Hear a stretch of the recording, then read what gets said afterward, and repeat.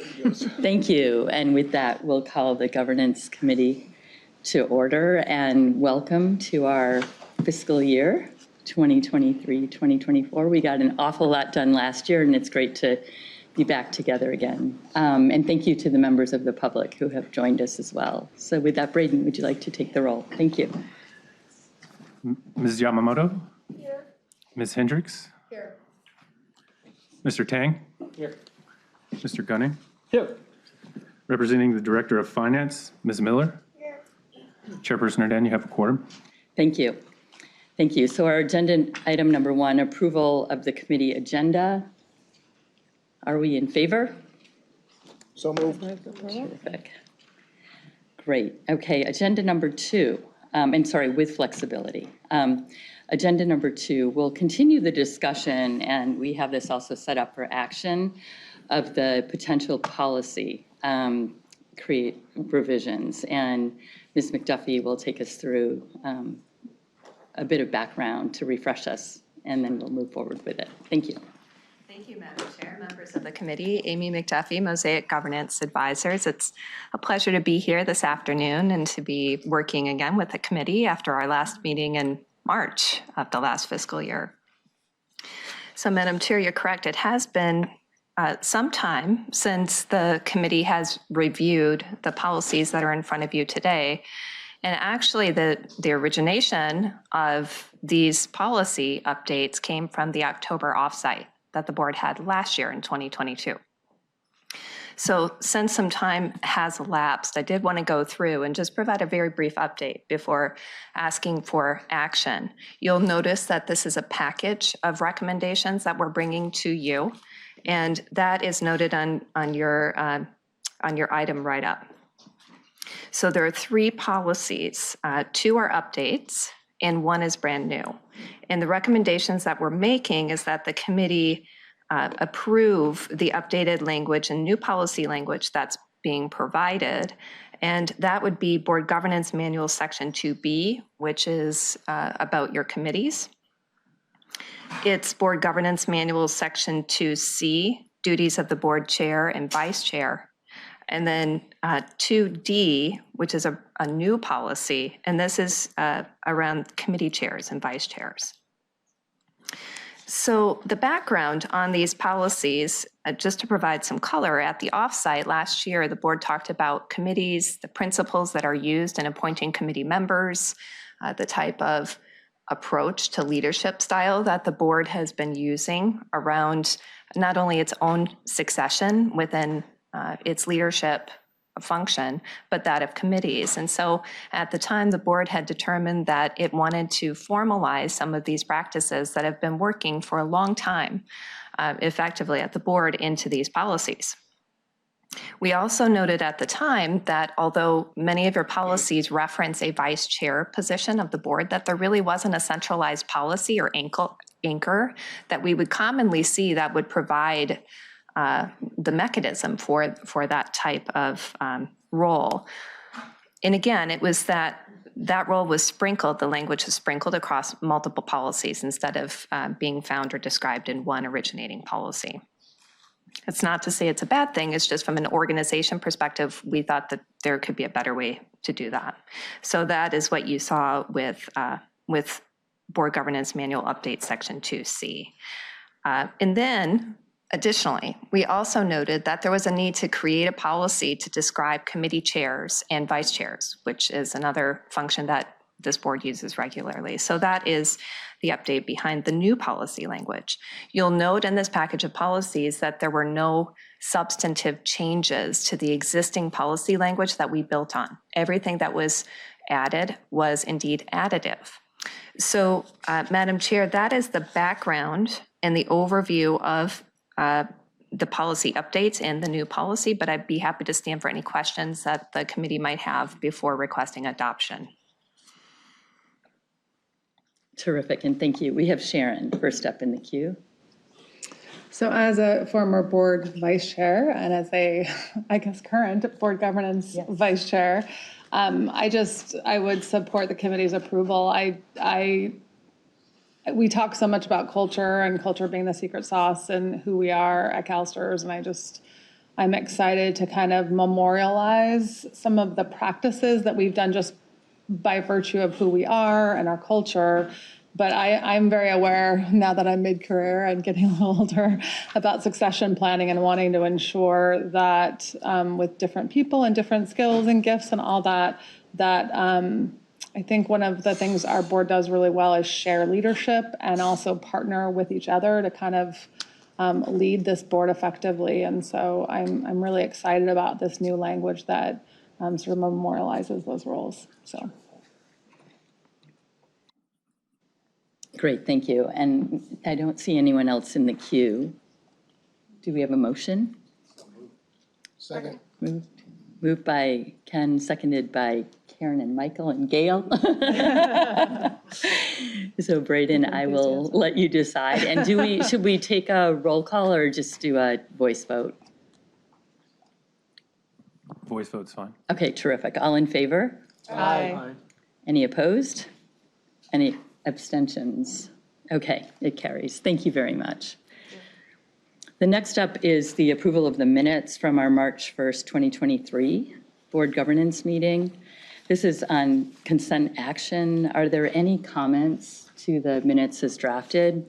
Looking at Karen, who's always this terrific. Okay, so with that, we'll move on to item 4.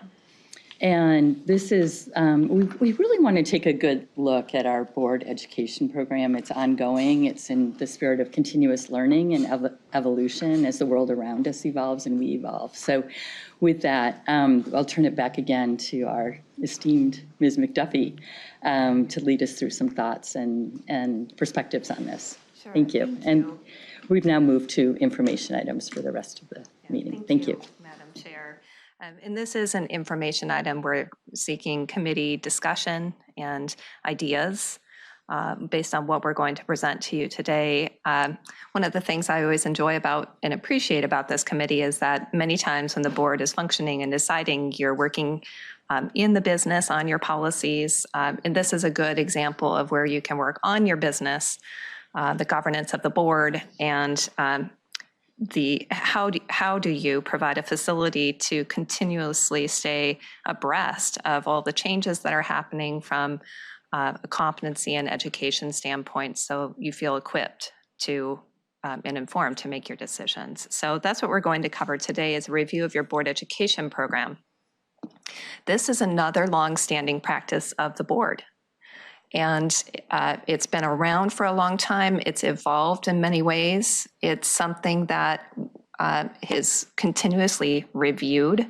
The last time this committee reviewed it, and it's part of the committee's charter to do so, was pre-pandemic. And I think we're all very familiar with all of the changes that have happened in the external environment.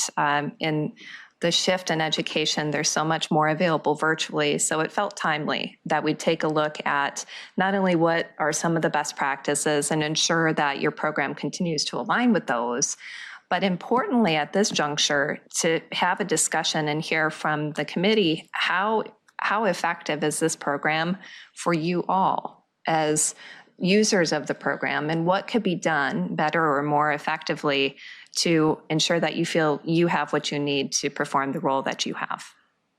So that's the idea today. I want to level set and just remind what does the program include, what are its underpinnings, and then we'll finish off and hopefully spend most of the time hearing your direction on what you think is working well. We do have some ideas that have been brought forward, and I want to talk through those and hear what you have to say. What do you want us to focus on as we work with your staff to improve the program? So first, to cover some best practices. On the slide before you are 4 principles around public pension board education. And these come from a document that was really groundbreaking at the time. And it was a consortium of institutional investors. And you can see the footnote, the source on the bottom, the Stanford Institutional Investors Forum, where you had a myriad of investors get together, both on the corporate and public pension side of the business, to talk about different principles of effective board governance. It's in the industry called the Clapman Report. It was produced in 2007. There is another Clapman report that was produced after this, Clapman 2.0 in 2013. But anytime we think about what are some of the fundamental underlying principles to how we would like to construct a program for you, this is one of the documents that we would look at.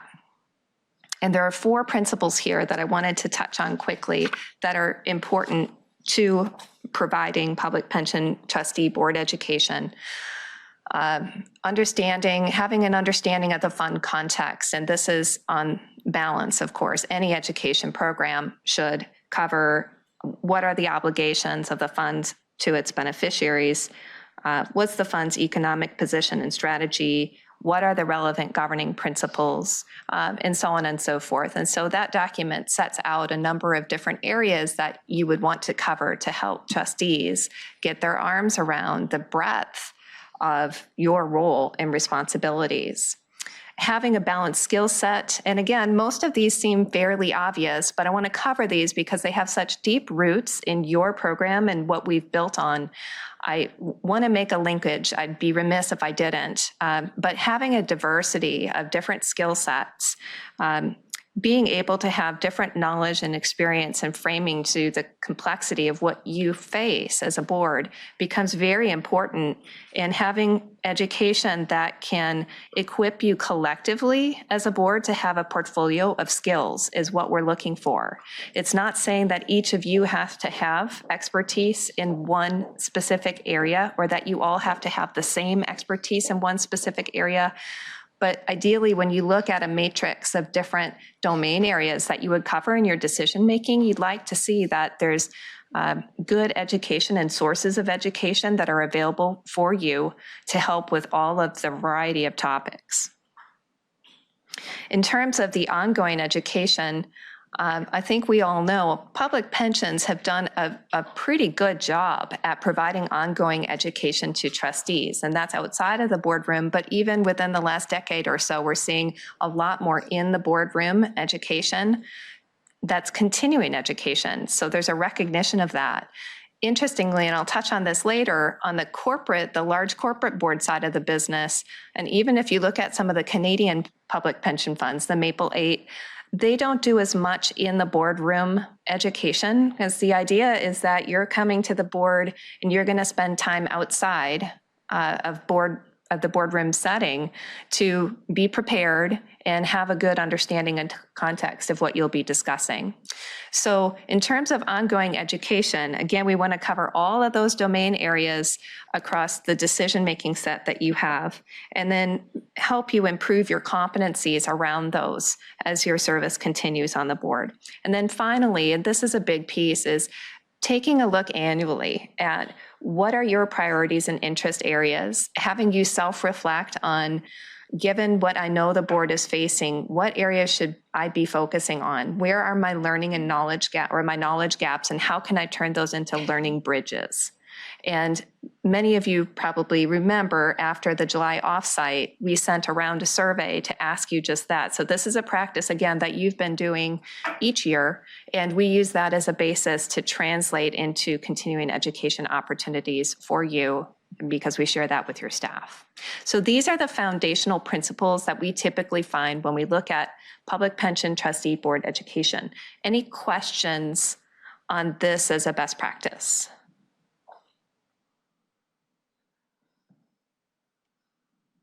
Managing this from You're two fine. places. Sharon. You're fine. I guess, I don't know if it's a question, it's more of an observation that I've been thinking about this quite a bit. And I know as a trustee, I get, I don't know, I want to call it marketed to, or I get, people want CalSTRS board members to come to things for lots of different reasons. Let's just put it that way. And each of those invitations carry with it, potential different levels of education for us or not. And I think I guess I'm just reflecting back on the good old days when I first came on the board, and I just didn't know any better, basically. And so I would go to things and then just kind of feel like, oh, I didn't really get anything out of that. And so I just wonder with this ongoing education piece, it's kind of like sales. I always feel like, I always tell my faculty, don't be sold something. You should, if you want life insurance, go find a life insurance agent. Don't have it sold to you, kind of thing. And I feel like that same approach to ongoing education. And I feel like we probably need help from you, maybe Amy, and maybe, us that have been on the board, we can help each other as colleagues. But sometimes, you don't know what you don't know. So sometimes you need experts and other people to help you identify it. But I also just feel like kind of wading through, the invitations to really prioritize instead of reacting to an invitation. Although if people want to do that, that's that. But in terms of education, our real growth for us, I wonder if you and others could help us have a little more precision around discerning where and what to take next for each of us individually in terms of our own development. And I think the staff knows us and sees us and you hear us, and I think you have a sense of that, as well as partnering that with maybe what our interests are too, because I don't think we're all just like cookie cutter 12 with the same skill set. But I do wonder, like, okay, so Jennifer's sharing governance. Are there things around governance that Jennifer could, kind of crafting it a little bit more to what we might need versus maybe what we want or what we're being approached about, if that makes sense. Yes. And so it's more of a proactive approach, I think, both from you and CalSTRS, Cassandra, others, saying, hey, what does Michael need or what does Sharon need? And then hearing that out in the global, world to say, hey, we think, Sharon, you should go to this. This would be a great next step. Because I feel like I just get a ton of emails and it just sounds like, oh, well, that sounds great. And it turns out to maybe not be as helpful. Does that make sense? So with the ongoing education, I wonder if we could have a little more leadership and a little more precision and partnership in making those decisions. So just an observation. Great point. May I ask a clarifier of Sharon? Yeah. So excellent point and input, as always. I hear possibly two elements there, and I just want to ask. One is personalized learning and helping to hone where that would be most productive from high-quality sources. Is there a second comment there? I remember years ago, when I was sitting in the back in the seats that are more comfortable with someone with back problems. But there was some training on like who are placement agents, what's the role of the board, who are you talking to, how to respond. Is a refresh on that helpful too, or how to be prepared when someone's pitching you when you're not the decision maker? We've delegated that to our staff, or were you thinking more just the raw education piece of it solely? I was thinking of it more as kind of, like you said, personal development for Sharon Hendricks or Jennifer Erden, but also your role as leading the board in some fashion. Yep. Okay, great. If that makes sense. Yes. Yeah. Yep. Thank you. Yeah, me too. Karen, okay. Yep. Okay. Let's go to Karen and then Michael. Karen just marches to her own drum. I always get a lot of those emails too, and it seems like once you respond, they keep sending them back to you, and so it's kind of like, so what am I supposed to do? But I found one thing that was really nice that Amy does, and I don't know who else she does it for, but she, on Diligent, there's a platform that has, how to, what you need to do in a boardroom, or what kind of things go on in a boardroom, and then there's a conversation between the host and a respected person in the community, and that interview may be only 15 or 20 minutes long, but he captures the essence of the focus of that particular interview. So it's kind of really nice, and so, I didn't think about that, or I want to try that method, or I want to read that book that was referred to. So it was really interesting on that, because it was short, and because the articles that sometimes I get are short, and to the point, and it doesn't go on for days, so. But I mean, we have so much to read all the time that I appreciate, all that information. Thank you. Digest. Excellent, thank you. So, Okay. executive summary and then how to learn more. Yeah, great. Michael, Thank you, Madam Chair. Sharon, just wanted to follow up because that's what I'm intrigued by as a newer board member. I've just been soaking everything up, right? And Toronto was valuable because it helped me to sort of lay the framework. Oregon, we learned about sustainability. So building on stuff that I thought would help me be a better board member here. But I hear something important, what you're saying, which is, should we have different skill sets so we're a better team? Right? And then does that mean, Mike, you focus on sustainability versus someone else like Ken on DEI or something like that? Maybe, yeah. Okay, all the above, right? That's the thought. But I mean, I think of your passion for DE&I, and I think you've already led us or with that, and like, is there more you could be doing, or you and Ken could do something to, I that's the kind of, I guess I'd like it being more directed out of our need and our passion versus, I feel like, at least for me, I'm asked to do things or come to stuff. And a lot of times that's because of CalSTRS and the 320 or $12 billion we have right now, or however much ever. And I like it being a little more proactive on our end, pursuing that. But I like the team approach, like you're saying. I also think sustainability is something that we're all needing probably more education about, because that's such a part of our conversation, so. I would just plus one. and Gail? I don't have anything to add, except that I agree. Yeah. Great. Any other, no one else is in the queue, but would love other comments, even if it's just concurrence. It's such an important area, and it's really great to hear perspectives. Love that about this committee and about this board. Brian. And then over to Ken after. This discussion, because it's consistent with your fiduciary responsibility, this is exactly the way to approach it. A good analogy is when I was in the military and you went to boot camp. Everybody goes into boot camp. But then after that, you go and you specialize in something. Whether you're going to be a cook or a paratrooper, and I think that's the same thing you're talking about. Is you all have one basic level of board member education, and then you split off and you specialize, and then each person brings something to the table, and this makes it a more highly functional board, and also gives you the opportunity to identify where you don't have skills and where you need more consulting. So just as you're aware, I just love this. This is exactly how it should work. Terrific. It's exciting. Great. Ken. Yeah, I think in the same line of, just Sherry mentioned, when you first come on board, you don't know what you don't know. And so I think it was really nice to have like a number of folks who were just reaching out and being mentor, Sharon being one of the, Sharon, Denise, and Harry were really gracious in doing that. And Gail, when I first met her and then down in, Santa Monica for that first in-person meeting. So people were really nice in terms of, just kind of sharing their experience.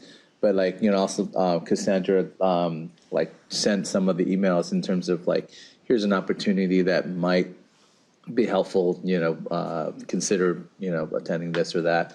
And then, of course, Karen mentioned, workshop that she went to.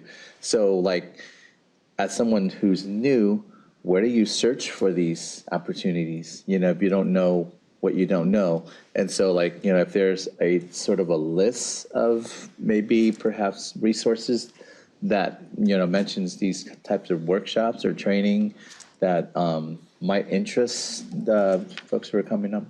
Yeah.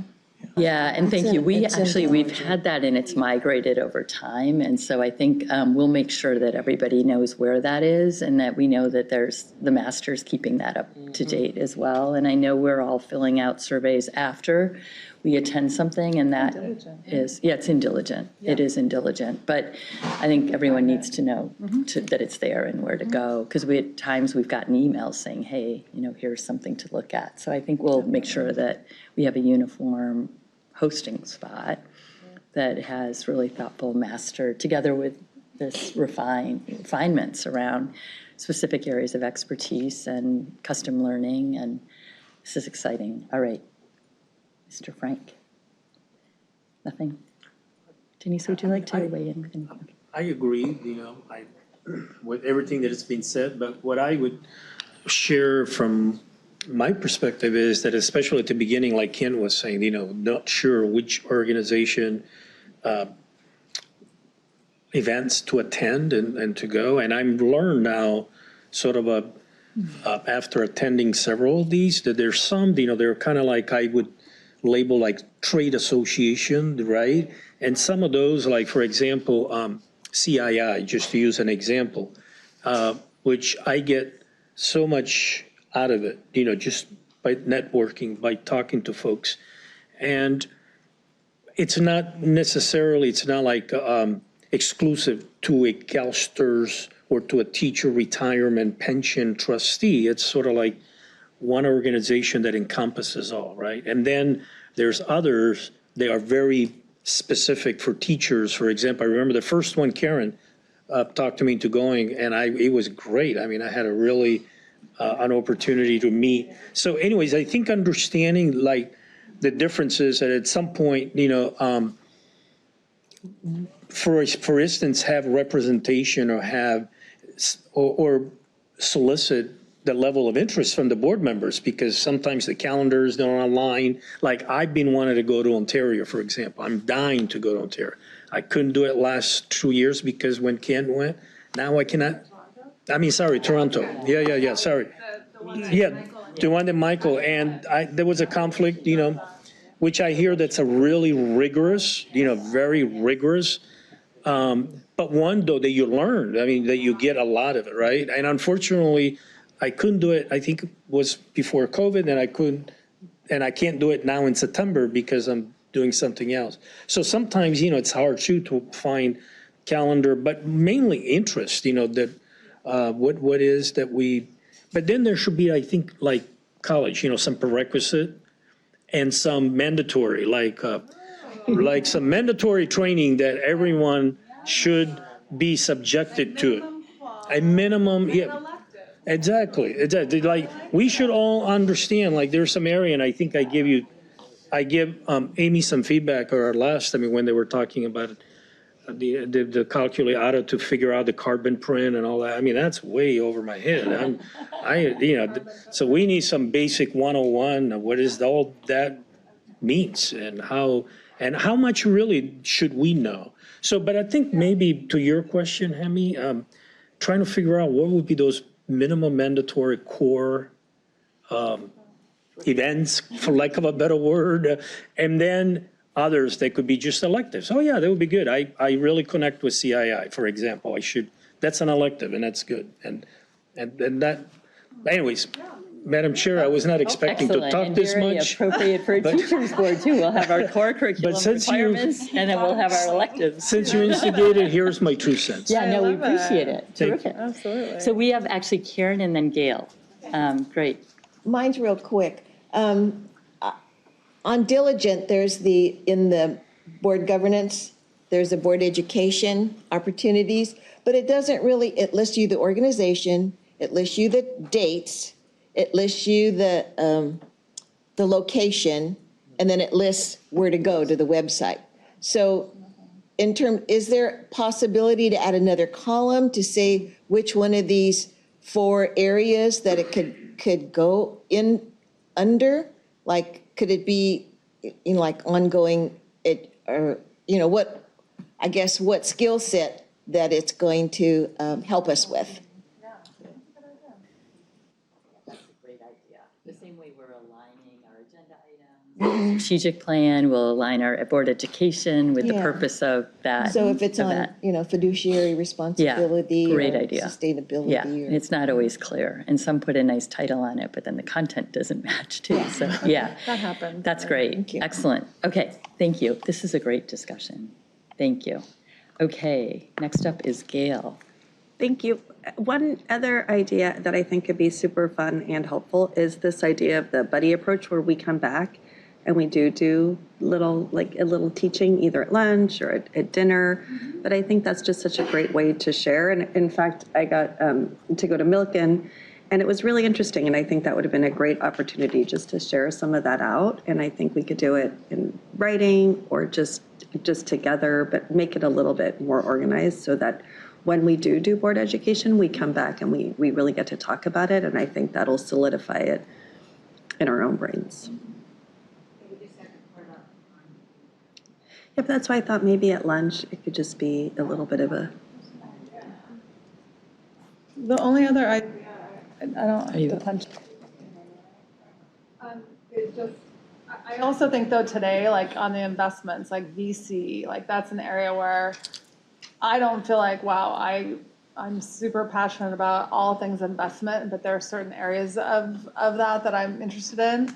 And I also think if we don't necessarily talk a lot during investment committee, maybe you should do something on investment so that you can learn more about it, so you can ask more knowledgeable questions. So I always think it's good too to kind of not just go for like what you're interested in, but maybe your weaknesses or the areas that you want to grow in more a little bit. But I really second, I like Gail's idea of sharing that in some way, and maybe board leadership can think about, like I do think at lunchtime, or we could figure out a way to do that. I like that idea. Yeah, I like it.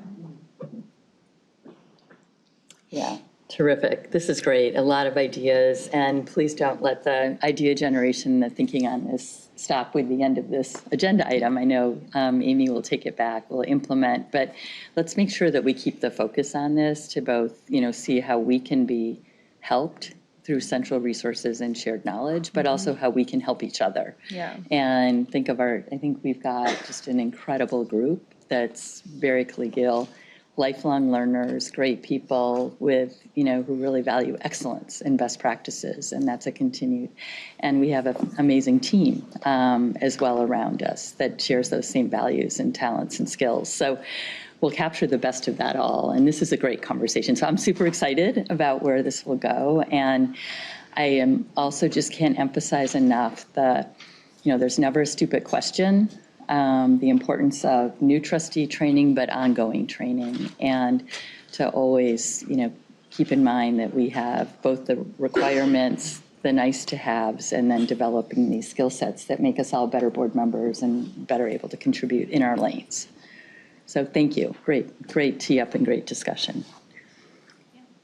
Terrific. So our next agenda item is sorry? Don't you have more to share? Yeah. Oh, I'm so There's actually sorry. more I'm sorry. Oh, you're going to go That through was the just rest the of them? beginning. I was I'm looking sorry. through this. And I'm No, like, there that's is just more. the I didn't third know one. that we were going to, okay. Yeah, but here's what I think. There's been such rich discussion already on some of the key questions that we had for you, and I thought I'd just touch on a couple more things to bring it home briefly here. Typically, and let me move forward, and Frank, you had brought this up, as a result of the last governance committee review of your education program pre-pandemic, there were a couple of significant changes that were introduced. And the first change was to take what had traditionally been housed as what I would call orientation for trustees, which is more of like a one-day sit and get kind of delivery, to onboarding, which, as you all know, is the preferable way to do that. It's that series of formal and informal interactions that you have and experiences in that first year of your service. And so that was a big shift that we were trying to implement at the time to provide more of an inside-out view or ecosystem of content to deliver to you. Because the recognition was you can get a lot of education in the boardroom, but you also get it from talking with staff and your consultants, and that especially if you're a new trustee, it's so much better to have a familiarity with how CalSTRS does its work and your responsibilities. That will actually better equip you to go out to external conferences and establish those great networking relationships, because you have something to share and the other party would have something to share back. So that was a significant shift. The other shift we aimed to introduce at the time was this board education curriculum, which is exactly, Frank, as you said. It had some required topics and learnings and some elective topics and learnings. And you can see what we tried to do is house them under those three big buckets of governance that we always talk about: governance of the board itself, governance of the organization, and governance of your plans, programs, and services, including your investments. And you can see how that curriculum sketched out. And in fact, when we ask you to self-assess your learning needs each year, that's what those categories are based on, is this curriculum. Now, one of the things that I think happened is, as we were trying to put new rhythms, working rhythms and norms into place, we had the pandemic hit, right? And that changed how education was delivered. And I think as a result of that, there are probably some loose ends that really didn't turn into connective tissue, which is what we wanted here. And I think what we need to do, especially with talking with Cassandra and Brian, is to double back and see what those are, what those loose ends are. And now, just given this new environment that we're all in, where you're constantly bombarded with opportunities for education, how can we create that strategic alignment that it sounds like many of you are looking for, and just make this a better, more effective delivery of this program for you? So I wanted to show you this. The bottom line is that in terms of componentry, your education program has all of the best practices that we would want it to have. Again, I think it's just rejuvenating the application of it so that it better meets needs now. That seems to me to be the major thrust of what we all need to work on collectively. A couple of more ideas, and I just want to check in with the committee here to see if this is something you want us to focus on. Do you want us to take another look at the curriculum? Is that something that we should be doing as part of this? Okay, I see head nodding. Great. We talked about peer-to-peer interaction, potentially sharing back after you have an education opportunity you attend, but then also things that would help to promote the culture and working methods of the board, which would be talking to each other. When you're a new trustee, having board leadership do the reach out and talk with you about expectations and guidelines, and just help you understand what the culture is that you're about to walk into. There's so many valuable opportunities to share that kind of content and context. So that seems like something we'd want to bolster as a result of this. In talking with Brian, we know that there's annual fiduciary training now is on a self-paced basis, and that's online. We were talking about maybe gathering or aggregating other videos like those that your investment staff produce for you, as well as maybe creating some new training opportunities in a virtual library of content. Is that something you would like us to take a look at? Okay. Okay.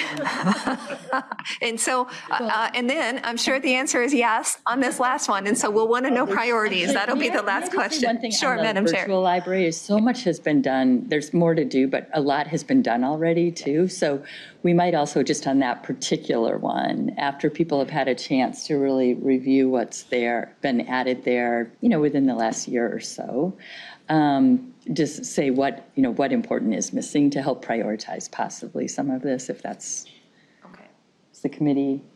And some of it is we have to do it. I mean, I want to make Yeah. sure the lawyers, I want to make sure Brian's happy with, some of this is not optional and Exactly. we can't. Yeah.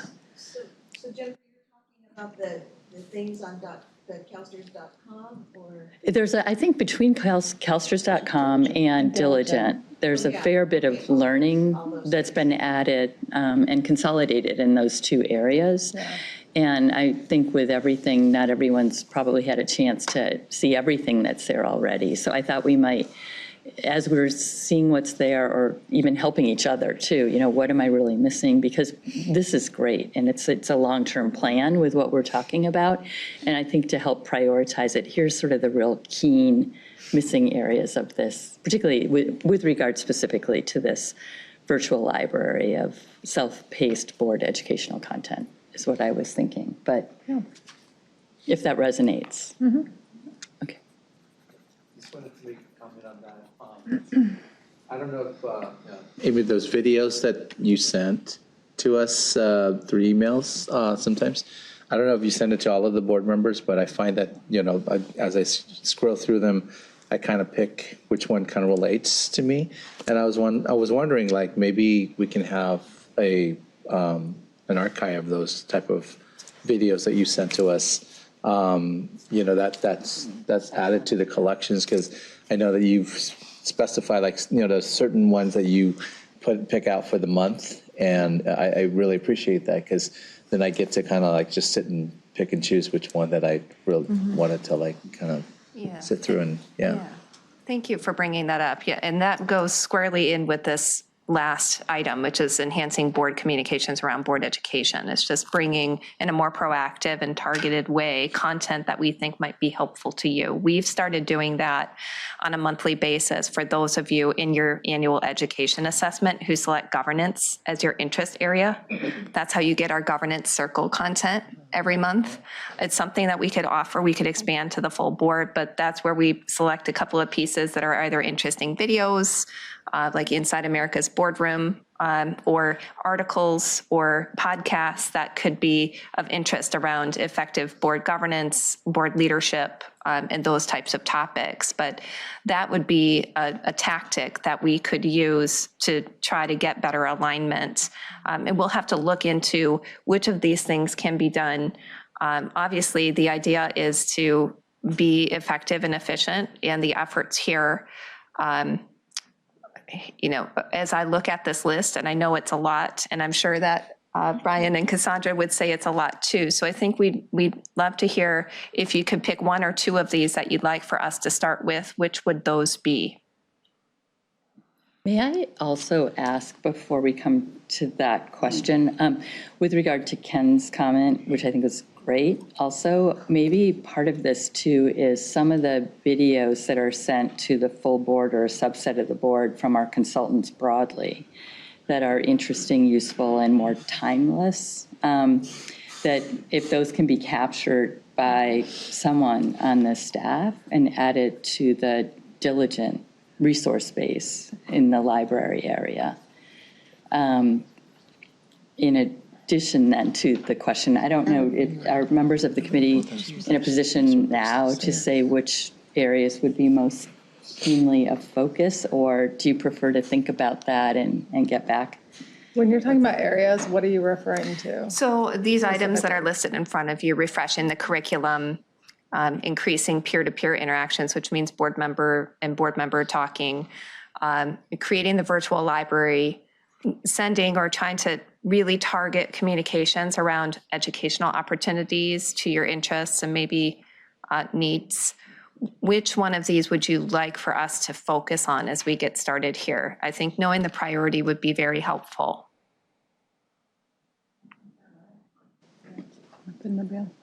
Should we do a lightning round? We'll start with Sharon. Yeah, I mean, I like the idea of the video library, but to me, in terms of priority, I would probably say refreshing the curriculum and maybe enhancing board communication around board education, to start with those two. I feel like now that Gail brought up the peer-to-peer, I think many of us can just start instigating that, and with the board leadership's help, we can do that. But to me, probably refreshing the curriculum would be probably number one for me, but it's my 2 cents. Would anyone like to add other priorities or comment? Michael? Yeah, I guess it's back to Ken's question about what are the outside conferences or educational opportunities. Is that on there, or is that would be under curriculum? the fourth item, enhancing board communications. And that would be conducting outreach to individual board members and saying, there's this educational conference that's coming up. It aligns with your interest area or an area of need that you've expressed. Here's something for you to consider. That kind of approach. A little more obvious then. Yeah. And systematizing that instead of where it's been more ad hoc. Thank you, ad hoc, Yeah. right. Okay. Excellent. And I would say too with that, because we have fewer new board members, I think if we want to make sure to capture the new board members and what is really salient to make sure that, you know, you have the learnings you need and just the best practices on how to approach the fire hose of, you know, all the content and the workings. And I think all of us can continue to make the outreaches, but make them very real and open. Okay, terrific. Thank you, great. Very This helpful. wonderful discussion and thank you, wonderful background. So with that, then we can go to item 5. Process for board policy manual review. And back to Ms. McDuffie. Thank you. Sure, and thank you, Madam Chair. And actually, I would like to turn it over to your general counsel. I know he has some background to provide on this item. So Brian, I'll turn it to you. Thank you. So I am really excited to see this coming before you. But there's a little bit of history. I just want to give you a little background. About 7 years ago, we looked at the enterprise as a whole and realized we needed a compliance program. And so we started putting together a compliance program. And the key to a compliance program is policy oversight, policy update, policy review on a regular basis. And your board policy manual was 314 pages. It contained the investment policy. It contained staff policies as well as board policies. They were, sometimes they were intermixed, no board member or staff. So we spent a lot of time looking at that. First, we were concerned about the organization. We needed to make sure that the staff policies were put into a compliance function so that they could be regularly reviewed and applied. We knew, again, working with Amy, we knew that your cycle for reviewing policies would be different than the organization because of your meeting restrictions, because most of the policy work happens in the board governance committee, and then goes to the regular board. So we looked at that and we said, okay, the first thing is let's separate this out. And if you remember, some of you were here, Katie Frank and Jill Lukens did an amazing job of just really pulling out all the board policies, working with Amy, working with others to create the board governance manual that you have now, which is 92 pages. It's an improvement. So we have those, but for example, you have your insider trading policy. Well, there's a staff insider trading policy that gets reviewed on the compliance cycle for the enterprise. But you have an insider trading policy that we would like you to review and update. And so that's that Amy and her staff are taking this on. It's really gratifying. We will have to sort of agree on what are the most important ones, because you're not going to review all 92 pages every year. So we have to approach this in a way that really fits good governance practice, good compliance practice, good legal practice. And that's why I'm so excited that Amy is doing this with her staff. I'm here to partner with her as much as possible. But this is just, we're continuing down this road that we started a long time ago. We keep getting closer to perfection, and we're quite routine. Terrific. The dream team. Thank you. Well, and I would say that perfection is not the target, because that's not possible. Enemy of the good. Yeah, but it is, But it's a, functioning and thoughtful. right, but something that's well functioning that we all agree meets the high standards of excellence and governance that I know the committee and the board expect. And so the reason why we're bringing this to you is just for visibility, because why it matters to you, of course, is you need assurance that all of your policies are going to be reviewed on a routine basis inside of a 3 to 5 year window. And as your general counsel just said, we can't, and probably not a wise idea to look at all 92 pages inside of 1 year. That's certainly an approach that we've seen others take, but having a more staggered approach to policy review, even if there's no updates being made, creates more deeper familiarity with the policies and what's in them. The impact to the committee we're expecting will be minimal. We'll review and update, but we're putting a system behind when those updates occur, what policies kind of need to be grouped together. And then, as we always do, if there are policy matters of importance that need to be brought to you for a decision, we'll do that. But today's item was just to let you know that we are taking this next step to mature the process, and that we feel pretty comfortable that this is going to produce a good outcome for the committee. So that's all, Madam Chair, and thank you again to Brian. I appreciate the work and partnership. Thank you both. And I think, given this, if we can just pause for a moment, it is an information item, but at this point, any questions or comments or requests? Okay, terrific, great. Information items, Braden, we have the input in terms of the discussion, but did you catch any information? Okay, same, great. So then our next item is number 7, the draft agenda for the next committee meeting. And Sorry, I think I know the answer to this, but are there any statements from the public? that was going to be the last one, but no? Do you want to put it in here on my calendar? Okay. Yeah, so normally we have general and then we have after each item, so I just thought. before you Okay, move I'm on. sorry. I see some smiles, at least from the public. Pardon me, and I will use the time. Any statements from the public? My apologies for not doing that after each item. Okay. I was watching them, Mike, but I wasn't asking. I know you were, and I apologize for interrupting you. No, please do, anytime, believe me, and thank you. Okay, so number 7 then, the draft agenda for the next committee meeting. Information item, anything that anybody would like to comment, add, question? Okay, terrific. So with that, we'll adjourn, and thank you very much. Terrific. Thanks, Amy. Great discussion. Appreciate it, yeah.